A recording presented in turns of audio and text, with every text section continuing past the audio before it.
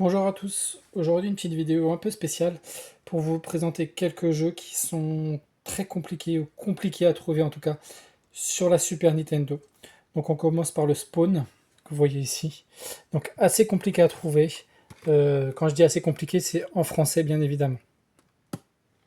Ensuite on a le Zero Kamikaze.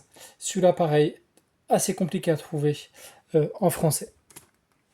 Ensuite celui-ci on le présente plus. Le Batman et Robin Adventure. Celui-ci aussi en français, c'est très compliqué à trouver. Ensuite, le petit Wallgun. Alors celui-ci, c'est peut-être le plus compliqué de la liste.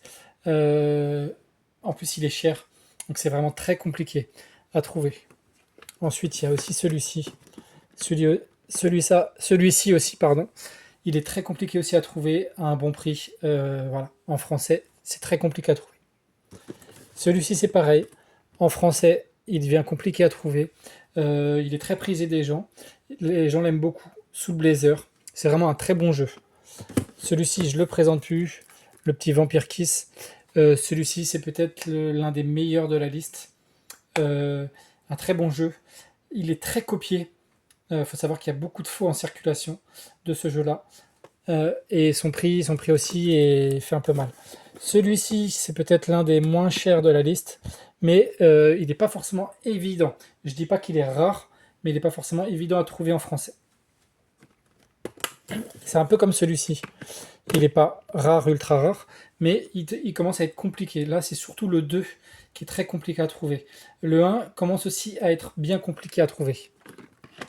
Le Demon Crest, ça, bien évidemment, ça aussi c'est pareil. C'est un jeu qui est très compliqué à trouver, en tout cas à un bon prix. C'est devenu très très compliqué. Le petit Super Widget, c'est pareil. Un très bon jeu, mais très compliqué à trouver. Et le dernier de la liste, celui-ci, c'est le plus cher des quatre. C'est peut-être le moins compliqué à trouver de la liste. Donc voilà, l'hyperdimension, c'est peut-être le plus courant, entre guillemets. Donc voilà ma petite sélection de jeux qui sont pas évidents à trouver sur SNES.